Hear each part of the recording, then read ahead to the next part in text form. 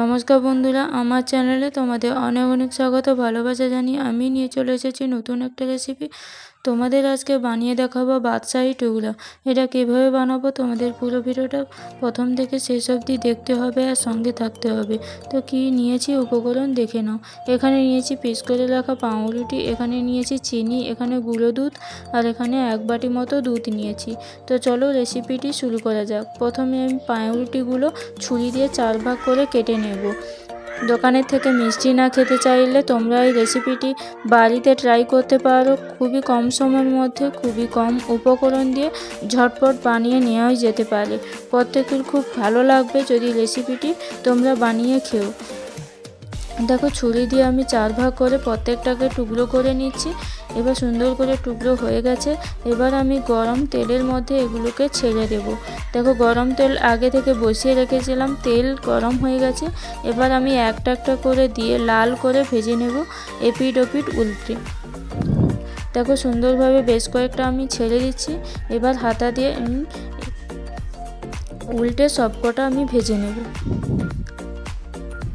দেখো, সুন্দর করে লাল হয়ে ভাজা হয়ে গেছে বেশ কয়েকটা। আমি এগুলোকে প্রায় ভেজে নিয়ে আমি তুলে নিচ্ছি।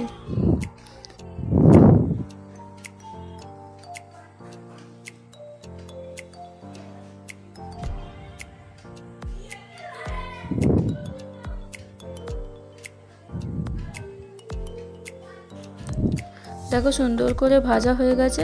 এবার আমি এগুলোকে তুলে নেব।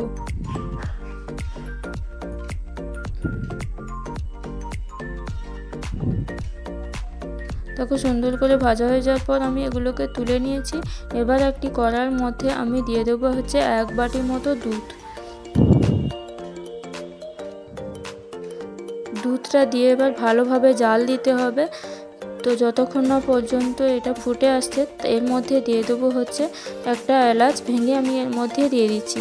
এবার হাতা দিয়ে আমি ভালোভাবে নাড়তে থাকবো, এবার যাতে দুধটা ভালোভাবে ক্ষীর হয়ে আসে। দেখো, হাতা দিয়ে এইভাবে নাড়তে থাকবো। যখন কিন্তু দুধটা ফোটাবে তখন কিন্তু গ্যাসের তাপটা একটু লোতে রেখেই ফোটাবে। দেখো, সুন্দর করে আমি জাল দিয়ে এইভাবে দুধটা নিয়ে এসেছি। এবার আমি আবারও একটু জাল দিয়ে নেব। দেওয়ার পরে দুধটা আবারও একটু সুন্দরভাবে ক্ষীর এসে যাবে। দেখো, দুধটা এই পর্যন্ত আসার পর আমি এর মধ্যে দিয়ে দেবো গুঁড়ো করে রাখা দুধ। গুঁড়ো যে দুধটা ছিল সেটা আমি এর মধ্যে অ্যাড করে দিচ্ছি। দিয়ে আমি হাতা দিয়ে এইভাবে নেড়ে চেড়ে নেব, যাতে একটুও গোটা না থাকে। সুন্দরভাবে নেড়ে চেড়ে নেওয়ার পর এটা সুন্দরভাবে মিশে যাবে। এইভাবে বার 3 মতো হাতা দিয়ে ঘাঁটতে থাকবে, তাহলে দেখবে সুন্দরভাবে দুধটা মরে এসছে। তো এরপর আমি এর মধ্যে দিয়ে দেবো ক্রাশ করে রাখা কাজু বাদাম। কাজু বাদামটা দিয়ে আমি আবার সুন্দরভাবে নেড়ে চেড়ে নেব। নেড়ে চেড়ে নেওয়ার পর এর মধ্যে দিয়ে দেবো একটুখানি ফুড কালার। তোমরা এটা অফও করতে পারো বা একটু দিতেও পারো, যাতে একটু সুন্দর কালার আসবে। আমি কালারটা জাস্ট আসার জন্য এই ফুড কালারটা যোগ করলাম। তো প্রথমে আমি সুন্দরভাবে ফুড কালারটা দিয়ে এবার হাতা দিয়ে নাড়তে থাকবো। নাড়ানো হয়ে গেলে এবার আমি এর মধ্যে দিয়ে দেবো হাতা চামচের 1 চামচ মতো চিনি। চিনিটা দিয়ে আমি সুন্দরভাবে নাড়তে থাকবো, যাতে চিনিটা সুন্দরভাবে মিশে যায়।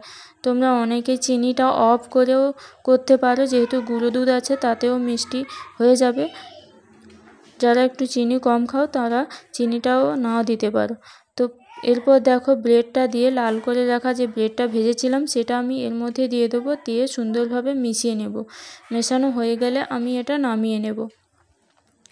দেখো, সুন্দর করে মেশানো হয়ে গেছে। এবার আমি নামিয়ে নিয়েছি। ঝটপট তোমরা বাড়িতে ট্রাই করো, আশা করি প্রত্যেকের খুব ভালো লাগবে। এর মধ্যে আমি কাজু বাদাম ছড়িয়ে দেব। ভালো লাগলে লাইক, কমেন্ট এবং শেয়ার করতে ভুলো না। নতুন নতুন রেসিপি পেতে আমার চ্যানেলটিকে অতি অবশ্যই করে সাবস্ক্রাইব করে রাখো। ভালো থেকো, সুস্থ থেকো।